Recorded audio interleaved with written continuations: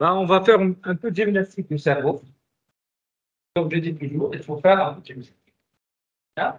On va essayer de décortiquer un peu un cas clinique. Égal. D'accord?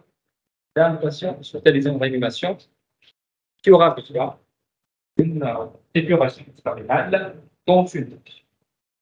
D'accord? Vous avez compris la physiopathologie, vous avez compris la prescription, plus ou moins les accès vasculaires et les complications. OK? Je suppose que vous avez compris tout ça pour pouvoir décortiquer ensemble le cas clinique. OK? Alors, notre chère là, Madame MH, âgée de 60 ans, qui vient en réanimation pour péritonite appendiculaire, qui a dans ses antécédents, je n'ai pas trop détaillé les antécédents, cardiopathie ischémique, avec insuffisance cardiaque, et qui vient avec une insuffisance rénale aiguë. Son poids, il est 93. Dans le bilan clinique, après l'examen et l'évaluation, c'est un état de choc cardiogénique avec oligurie, avec une hyperurémie, avec une surcharge pulmonaire. OK? Donc, la patiente, elle a été mise sous un petit flot. Il y a des néphrologues, le petit flot, c'est l'oxygénation au débit. C'est on va dire, le dispositif qu'on utilise pour oxygéner le patient qui font une hypoxie aiguë. Très utilisé, c'était très à la mode pendant la période Covid. OK? Et en alternance avec les séances de veille. Alors, je vais poser un cathé jugulaire droit, un cathé radial, et un cathé pour épuration extra-rénale par voie fémorale droite. Jusqu'à là, c'est bien? Alors, comment vous allez procéder? Comment vous allez prescrire? Comment vous allez organiser votre séance? Est-ce qu'elle aura besoin d'une séance ou non? Est-ce qu'elle a besoin d'une épuration extra-rénale, cette dame? Oui. Alors, sur quelle indication? Je pense que c'est le moment où on organise, on raisonne ensemble pour voir ce qu'on a appris pendant la matinée, pour faire un raisonnement et faire résoudre un problème du patient qui vient en réanimation, péritonite, une patiente qui a une cardiopathie ischémique, stade presque CMD, qui se complique d'une insuffisance rénale avec oligurie, avec une surcharge pulmonaire. Alors, on va indiquer parce qu'elle a une surcharge, parce qu'elle a une hyperurémie, parce qu'elle décompense une cardiopathie chronique. Non. Les néphrologues, faut-il la dialyser? Faut-il donner juste du Lasix et passer?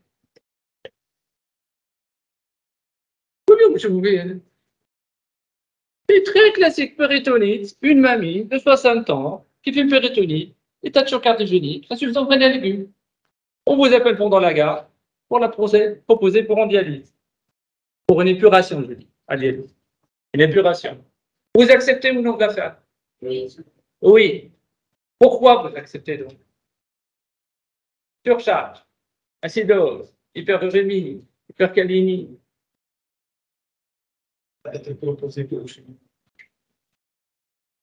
Non. Alors, l'autre cher médecin qu'elle a pris en charge, il a décidé de faire une épuration. OK? Qu'est-ce qu'elle a choisi? Donc, comme vous avez vu pendant la matinée, il y a épuration à l'intermittent et continue. Et on peut associer. Madame, bonjour. Ça va? Félicitations. Réussite pour les gagnants de spécialité. D'accord? Donc, il a choisi une hémofiltration continue. Êtes-vous d'accord?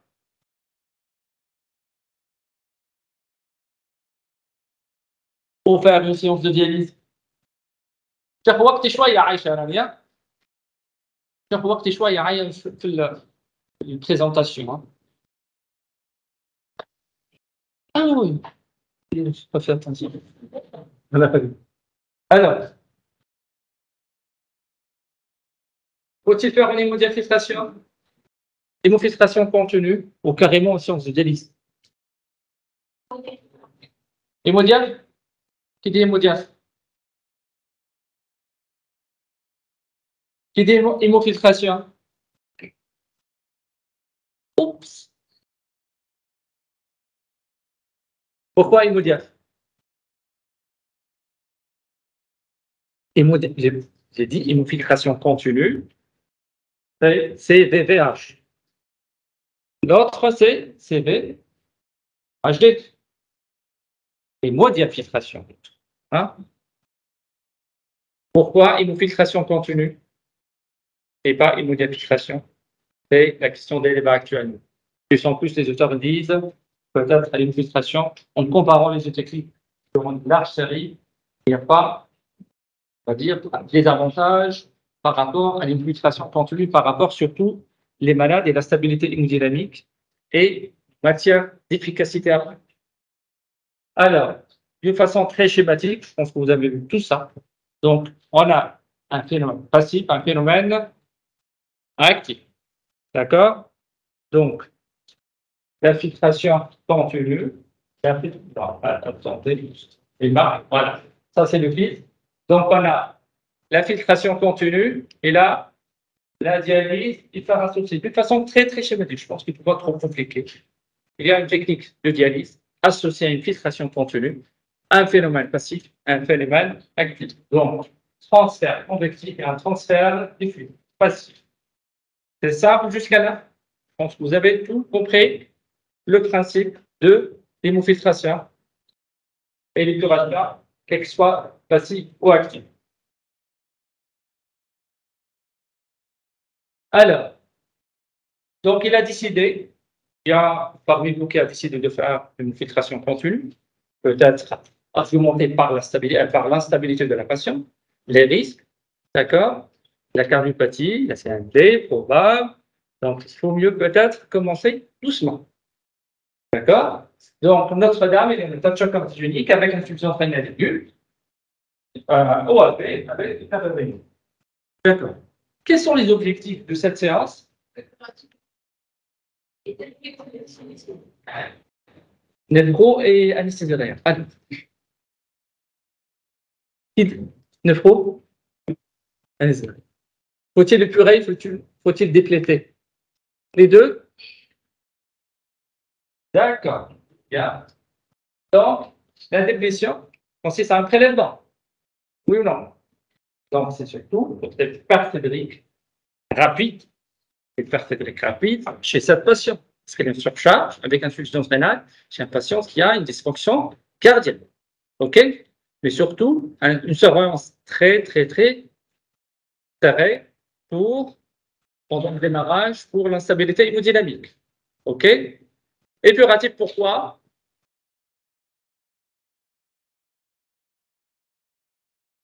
Donc, il faut épurer en même temps avec cette épurémie, avec cette insuffisance rénale, avec probablement d'origine septique associée. D'accord?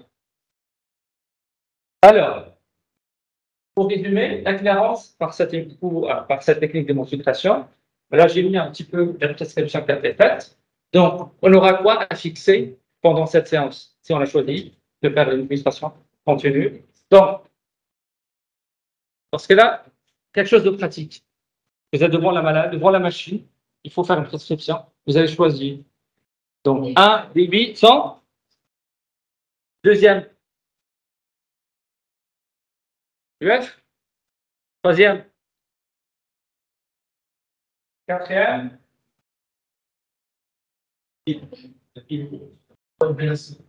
À part ça, nous, il y a un paramètre très important pour réussir votre séance. L'infraction de. C'est un calcul à faire, mais il faut le faire. D'accord? OK? Donc, juste une chose, l'UF est égal clairance avec prélèvement. Il ne faut pas oublier de rajouter le prélèvement horaire à la clairance. OK? Donc, d'une façon très schématique, vous avez, je pense, vu ça dans la matinée. On dispose d'une façon très pratique. Qu'est-ce qu'on a en Tunisie? On a de plus en plus, je pense, la majorité, on réunit des machines Prisma-Flex. D'accord? Donc, les deux techniques à faire pour gagner, on va dire, en matière de durée de vie de filtre et d'efficacité, d'épuration, c'est de choisir très haut filtre, la réinjection. Donc, on va épurer, on va dépléter, mais en même temps, on va réinjecter. Oui ou non? Ultrafiltration avec une réinjection. Donc, soit on va injecter en pré-filtre, soit en post-filtre. L'avantage de l'un par rapport à l'autre, ou faut-il associer les deux? Vous avez discuté de ça ce matin, non? D'accord. Donc, on peut associer les deux? D'accord. Comment on fait sur le plan pratique? Si la machine ne dispose pas d'une mode plus ou moins serrée qui peut associer les deux. Comment on fait? Il y a combien de pompes sur la machine? On va le voir plus loin. Oh, oui. Combien de pompes sur la machine? Combien de pompes? On ne sait pas. On sait juste prescrire. Oui? Non? Tu sais prescrire? Non? OK. Là, c'est la machine de Prismaflex. On va voir plus loin le schéma. Donc, réinjection, il faut associer, parce que c'est les machines où il n'y a que le pré ou post-filtre, il faut jouer sur le PPS. On va voir plus loin. Hein, la pompe PPS, la réinjection PPS en pré-filtre. Il faut choisir sur la machine post-filtre, mais il faut utiliser la pompe. Il faut utiliser la pompe PPS, la réinjection PPS, pour associer les deux. On va voir plus loin. Donc, il faut faire d'une façon très simple, un tiers, deux tiers réinjection et un tiers en pré-pompe.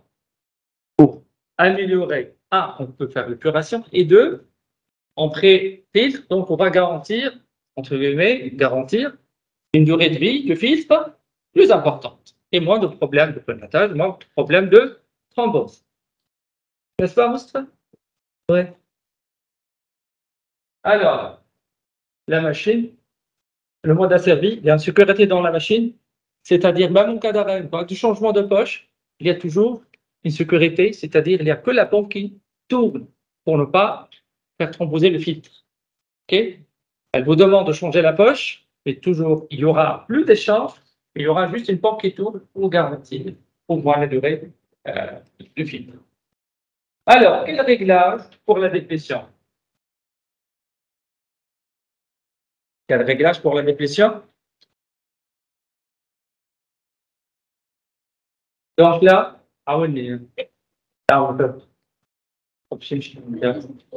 voilà, les prélèvements. Le monsieur qui l'a pris en charge, il a fait sa prescription. Un débitant à 250. Il a choisi le post-filtre avec une PPS à 1200, avec une réinjection 1200, prélèvement à 300, puis en 3 litres. Donc, comment il a calculé, d'après vous, l'ultrafiltration est différente de la déplétion? Pour vous, vous avez calculé l'UF sur quelle base? Combien? Comment vous allez faire pour calculer l'UF? La moyenne, on fait combien pour chaque patiente? On met litres kilo, c'est ça? Combien vous allez choisir? Malade septique, cardiopathie décompensée, insuffisance rénale aiguë.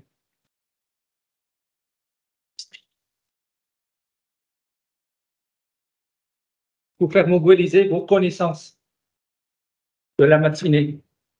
35, 30, 40 millilitres kilo? Non? 20, 25? Il dit l'objectif de toute cette journée, de pouvoir faire au moins une prescription, au moins une surveillance de séance et d'indiquer la bonne technique à utiliser, discontinue, continue. C'est ça.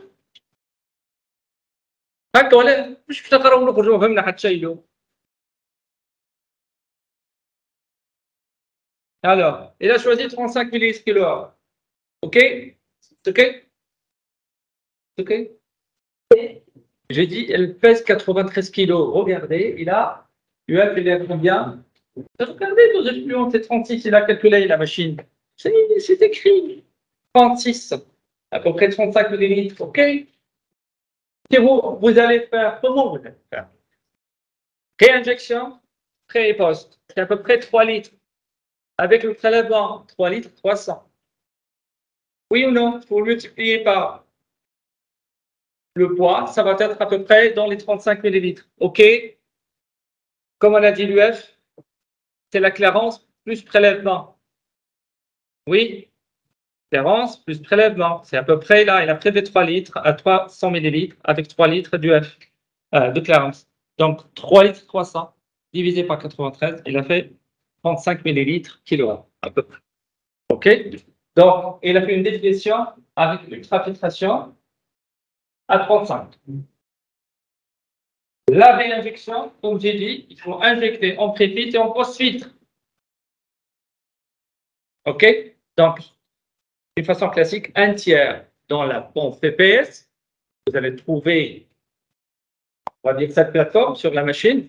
Vous allez juste remplir les litres 100, choisir pré ou post-filtre, donner, calculer PPS, calculer la réinjection post-filtre. Il y a un problème? Ça n'avance pas très bien? Je répète. J'ai décidé de faire une hémofiltration continue pour mon malade. OK?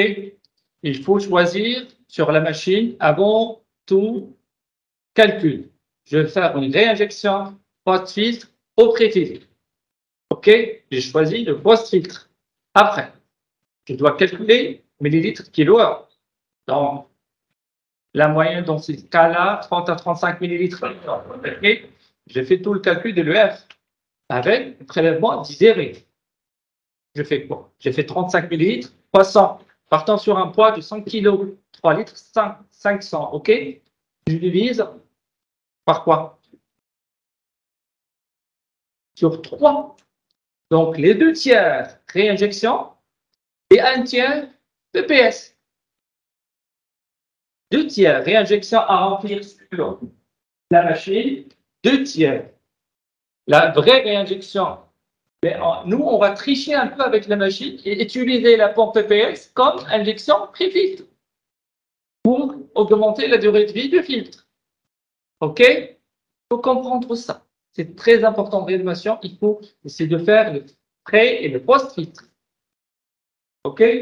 Sinon, vous allez avoir, si on choisit juste le post-filtre, il faut être très riche, utiliser ces strates et tout ça pour augmenter la durée de vie du filtre. OK? Alors, ça résume un tout petit peu ce que j'ai dit, la réinjection par rapport au filtre, pré et post-filtre. Ce que vous voyez là, la réinjection en post-filtre, il y a là-bas le PPS, d'accord, pré-filtre, et le filtre. Donc, au total, 3 litres de sang, 350, et un débit de sang à 250. Comment calculer le débit de sang? On a calculé l'UF. Comment on va calculer le débit de sang?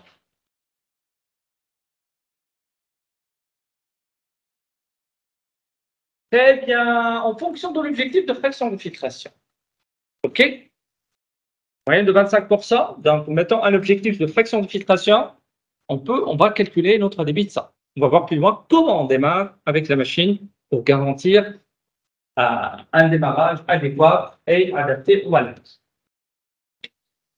Je passe sur ça parce qu'il n'y a pas assez de choses. OK. Donc, débit et fraction. Moins 25%, s'il est inférieur ou égal à moins 25%, s'il est en post-filtre. OK? Si on associe les deux, on peut étudier entre 20 et 35%. Tout en surveillant, on doit voir plus loin les pressions pour éviter les accidents et surtout les phénomènes thrombotiques. Alors, donc, il y a des choses un peu, on va voir plus bas, pendant les mobilisations et les soins. Un malade de Bayern, ce n'est pas comme un malade qui vient pour faire sa séance de guérison. Il est conscient, hein, un malade en Bayern, on fait des soins, on peut mobiliser, on peut faire un transport parfois. Donc, surtout pendant les soins, il faut avoir quelques astuces pour ne pas avoir des problèmes et surtout le signe. Donc, parfois, on va demander à la machine comme si on va faire changement de poche, OK, pour juste faire circuler la pompe, d'accord, débit de sang, sans faire d'échange, le temps de finir, après reprendre. OK? Alors, il faut connaître notre circuit. Qui a manipulé un circuit d'hémodiafiltration? Vous avez manipulé, vous avez posé des filtres. Très important, je vois. On fait la prescription et on ne sait pas. On fait. Une fois que l'infirmier trouve un problème, il va vous appeler. Vous allez le trouver dans cette situation. Je ne sais pas comment. Vous voyez, pour régler le problème de branchement. OK? Donc, il faut savoir assister à la pose de filtre. Il faut savoir quelle pompe, il faut savoir purger, il faut savoir brancher. OK? Alors, une petite question. Donc, le monsieur, il a fait une purge à l'héparie des poches. Donc, juste un astuce pour vous dire qu'il ne faut pas, si on prépare les poches pour purger le circuit, si vous n'utilisez pas des poches de 3 litres, par exemple, vous utilisez des poches de 1 litre, purgez la dernière poche. Purger, épariner la dernière poche, pas la première poche. Gardez au moins de l'héparie dans la dernière poche. Parce que normalement, il y a des poches de 3 litres, elles ne sont pas toujours disponibles. Donc, si vous utilisez des poches de 1 litre, moi je fais ça, il faut toujours épariner la dernière poche. La moyenne va avoir besoin de 2 poches de 2 litres, 2 litres et quelques pour purger le circuit. OK? Alors, délai de branchement avant de repurger un circuit. 30 minutes, 2 heures, 24 heures. Vous avez parlé tout à l'heure de purge sérum et Paris. C'est vrai, c'est plus recommandé par le purger et sérum isotonique. Mais il faut s'adapter à une condition. On n'a pas toujours ça. OK. Parfois, on est obligé de faire un purge avec du sérum. Alors, 2 heures pour purger, 30 minutes, 24 heures, d'après vous.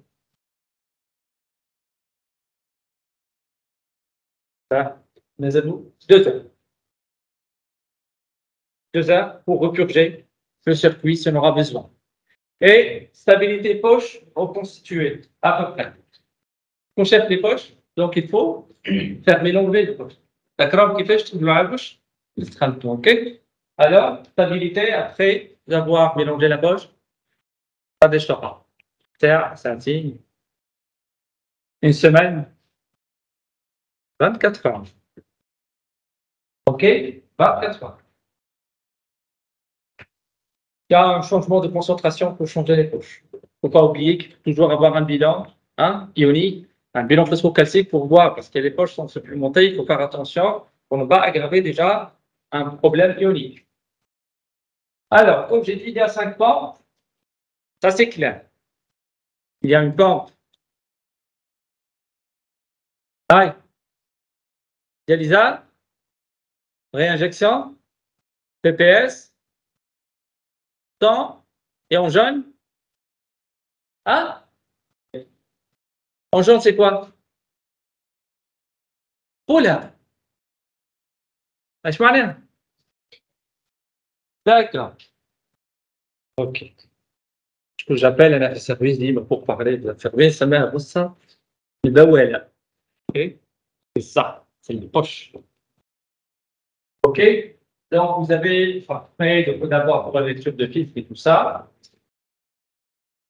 Donc, il faut bien connaître. Il y a le niveau, là, il faut toujours être vigilant pour voir le niveau par rapport à la chambre de chasse de gaz, le filtre et le pesant. Il ne faut pas toujours bouger les pesants. Ils sont très, comme les femmes, comme les femmes tunisiennes, très sensibles. Il ne faut pas le faire bouger trop, les pesants, pour avoir un équilibre. Parfois, on est obligé de sur le plan pratique, il y a des poids pour peser, pour calibrer. Il n'accepte pas plus que ça, sinon il va afficher une erreur de calibration de pesant. Et je pense que vous avez déjà eu la présentation pour la pose des cathéters, qu'elles soient en position jugulaire, position soclave, en position fémorale. Toujours, il faut voir la voie la plus directe possible pour éviter le problème de débit, d'accord? Et avoir, par exemple, en voie fémorale, il faut avoir un cathéter plus long possible, d'accord? Qui est un mètre plus important. Choisir la veine jugulaire par rapport à la veine soclave, d'accord? Idéalement d'être guidé par l'échographie pour ces problèmes, parce que ce sont des cathéters de calibre, donc il faut poser d'une façon très prudente pour ne pas avoir des problèmes, des complications de pose. Alors, qu'est-ce que vous allez choisir pour Notre-Dame qui sera infiltrée comme en position fémorale droite? La longueur de cathéter, d'après vous, 15, 20, 25, 28?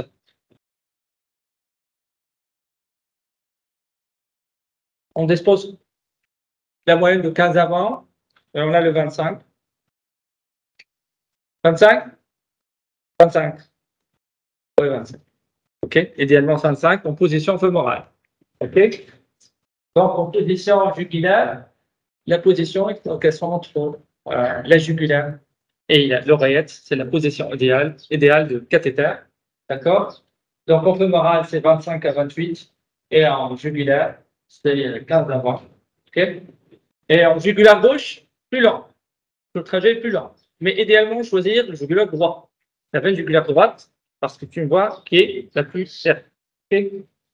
Alors, pour tester l'efficacité de cathéter, après la pause, je suppose on programme une deuxième séance, vous utilisez des seringues de 10 ml, 30 ou 50 ml. Oui, c'est important. C'est important d'utiliser des seringues de 50 idéalement pour tester le cathéter. Parce que si on rate ce test-là, après on aura des problèmes une fois que le malade est branché. Pour tester le débit qu'on peut avoir avec ce cathéter. OK? Donc, le volume qui doit être aspiré, mobiliser au moins 20 à 25 ml, OK? Avec des seringues de 50, idéalement. Ça vous donne une idée sur la perméabilité et le débit qu'on peut avec lequel on peut démarrer. Donc là, c'est pour vous dire, sur la voie rouge, la voie normalement artérielle et la voie bleue, la voie veineuse. Donc, vous allez avoir une voie qui aspire le sang, une voie qui fait retourner le sang. OK? Donc, sur la voie rouge, vous allez faire un retrait de l'anticoagulation parce qu'à la fin de séance, normalement, hop, on injecte un anticoagulant. Vous regardez la voie perméable et thrombosée, aspiration facile, réinjection lente et après un flash, hop, sur la voie rouge. Sur la voie bleue, donc il faut aspirer le retrait, injection facile de 20 ml. Gardez cette notion sur la voie artérielle pour à la fin commencer doucement. Après, il faut faire un flash. OK, pour garantir le débit de retour. Alors, démarrage. Au branchement, comment vous allez démarrer cette séance? Un patient qui a un cardiogénique, qui est en sepsis, on va dire. Un bon sepsis, d'accord, insuffisance rénale aiguë. Comment on va démarrer cette séance? Avec on va dire, quels paramètres? Faut-il démarrer, vous avez fait la prescription, faut-il démarrer avec toute la prescription? Une adaptation progressive. On adapte. Comment on adapte? Vous avez plusieurs propositions. Un débit de sang à 250, échange, hop, bingo, 3 litres. Débit de sang à 250, échange 0. Débit de sang à 100, échange 0. Débit de sang à 100, échange 3 litres. Pour diminuer de moitié tous les pleins publics. D'après vous, comment vous allez choisir? Comment vous allez démarrer votre séance? Les marides, choulent. OK, choulent. Hein? A-t-il parmi les propositions une?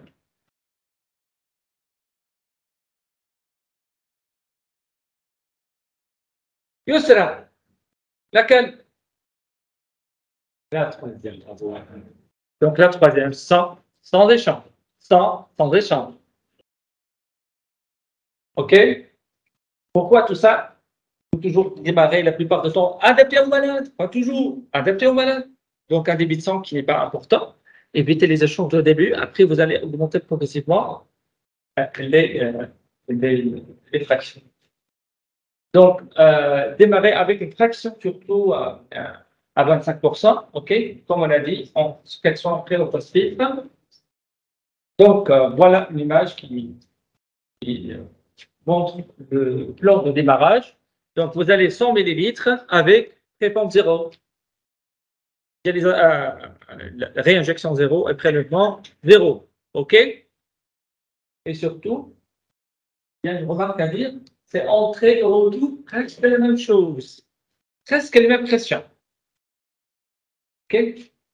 Donc, comme j'ai dit, après on a augmenté à 150, après 200, 250, une fois qu'on a atteint le débit de sang calculé désiré, on va ajuster le prélèvement. On va ajuster la réinjection. OK? Idéalement de faire ça plus doucement. OK? En fonction de la stabilité hémodynamique surtout chez cette patiente qui a été monitorée. Hein. Elle a eu un monitorage par thermodilution. Alors, pendant le nursing, vous allez choisir quoi? Vous allez appuyer sur changement de poche. Vous allez choisir un débit de sang. Sur la prescription avec échange 0, un débit de sang à 100 avec échange 0. Vous ne touchez pas les pans et vous faites votre nursing.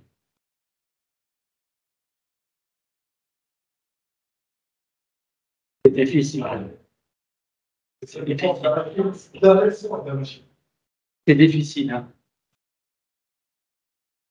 On a le Prismaflex à jour, c'est bizarre. Elle est à jour.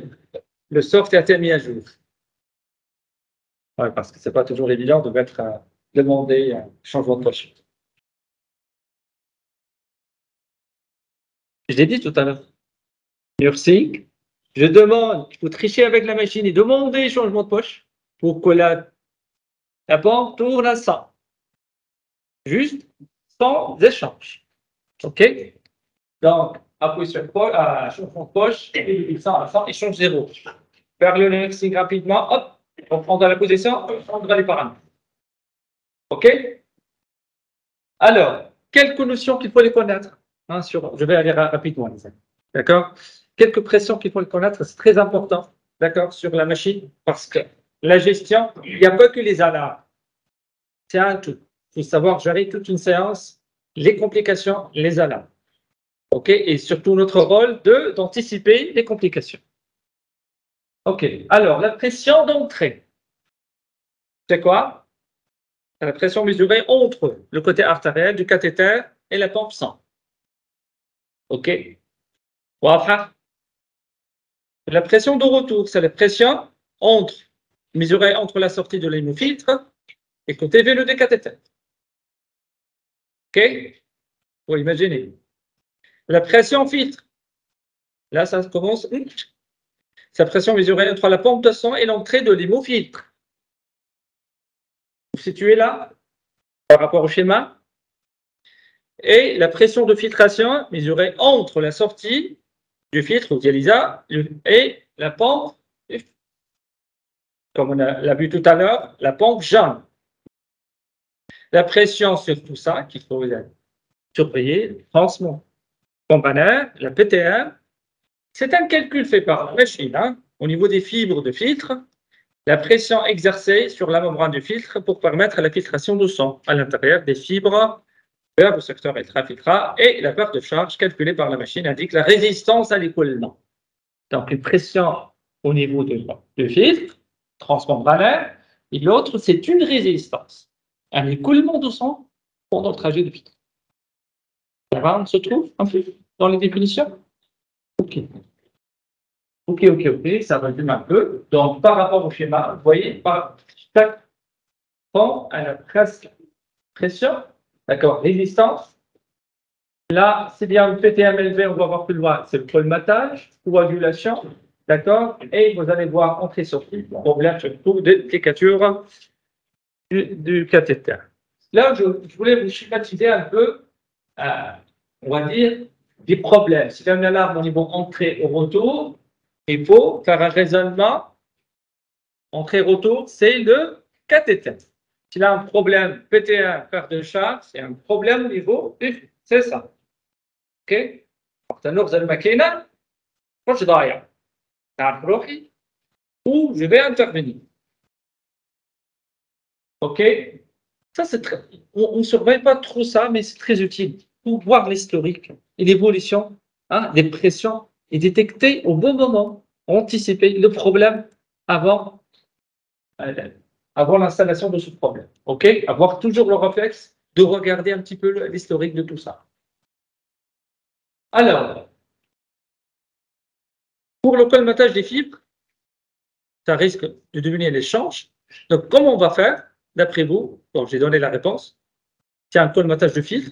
Il faut essayer de. Hein? Vous avez la réponse. Adapter le débit de sang en réinjection préférée pour ce filtre. Diminuer l'IVF et diminuer la réinjection. S'il y a un problème de colmatage au niveau du filtre, il faut penser à baisser le débit de sang, augmenter Si on augmente le débit de sang, on risque d'augmenter le colmatage.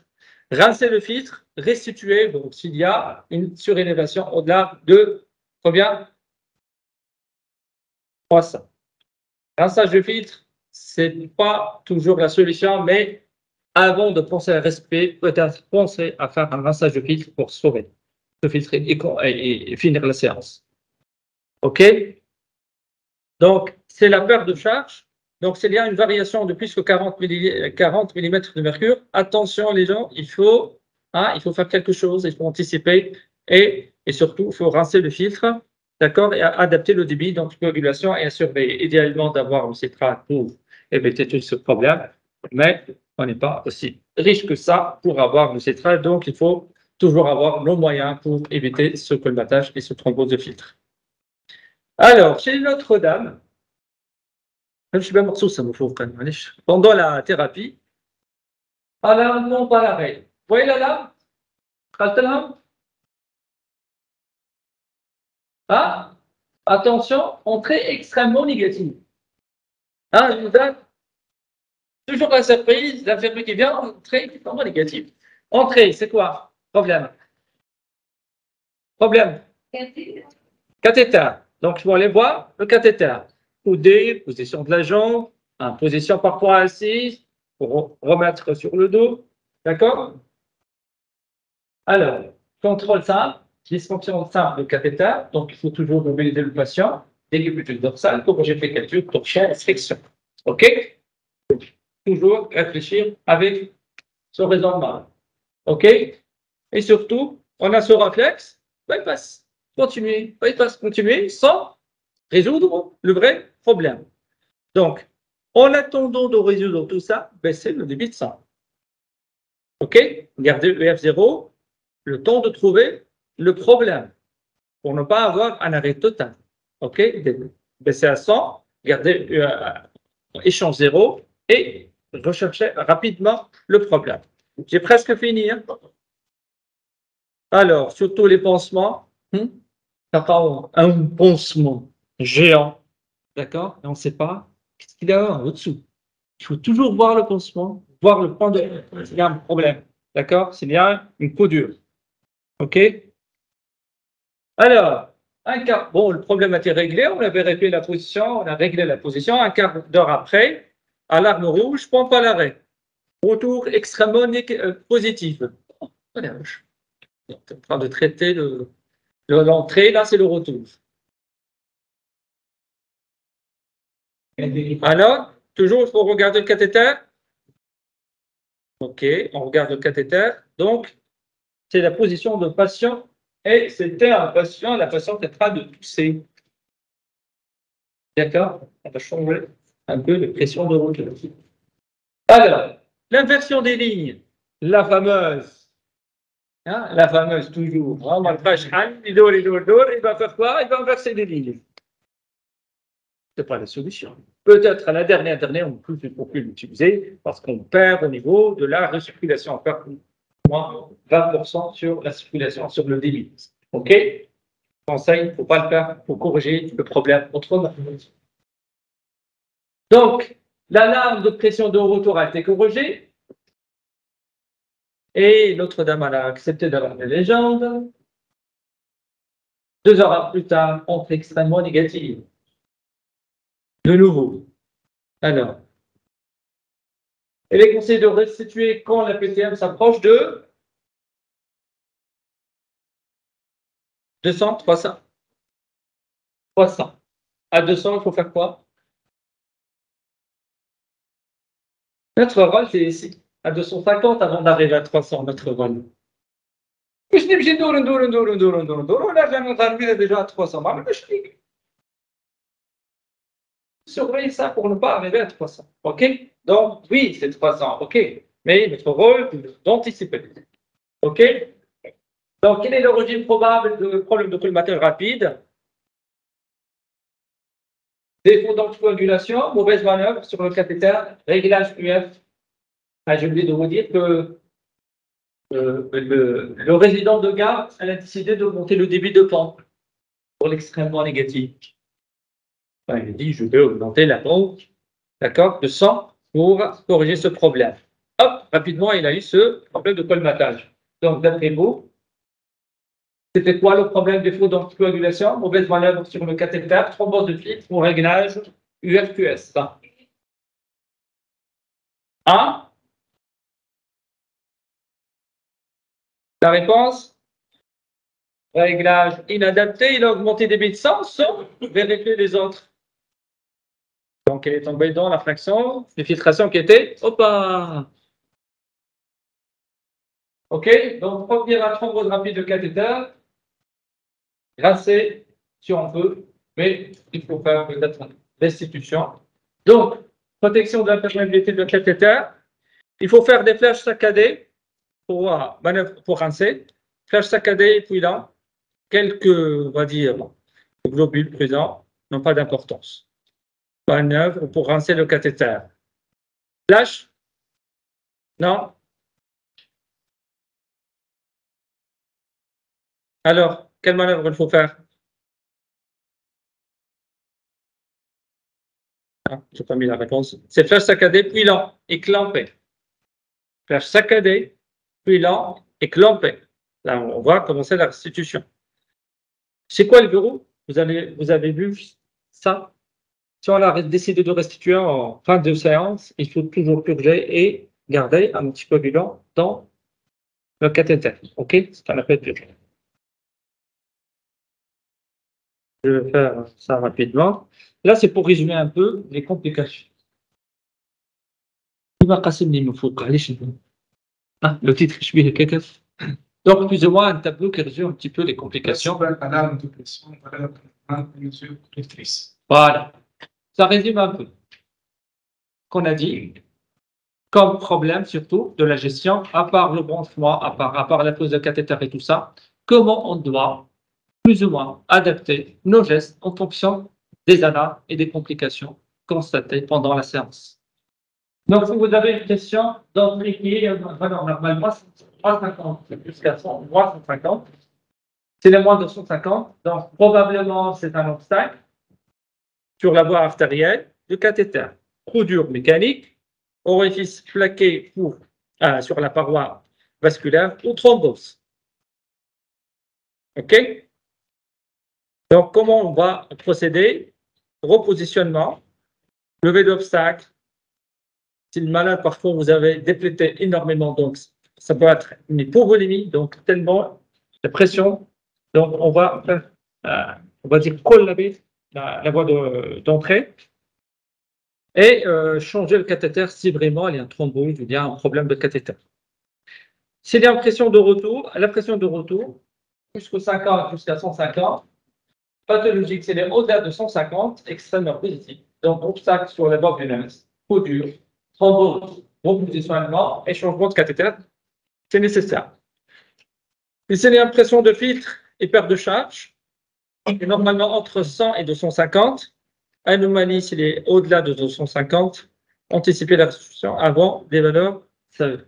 Donc, comme j'ai dit, il ne faut pas atteindre ces valeurs-là, mais s'il ne faut pas atteindre, il faut restituer, il faut savoir restituer. D'accord? Pression transmembranaire, c'est au-delà de 300. Donc, l'écho, c'est début de colmatage. Il faut réduire la fraction de filtration, OK? Augmenter le débit de sang ou réduire l'UF. Et ceux qui ont de l'argent, ils vont changer de filtre. Oui, non? Ça va? J'ai fini. Avez-vous des questions? Je n'ai pas mis de conclusion parce que c'est un cas clinique. On a restitué avec cette dame. Et c'est compliqué. Elle a été réintubée. Elle est décédée. Ça va? Mesdames, messieurs, avez-vous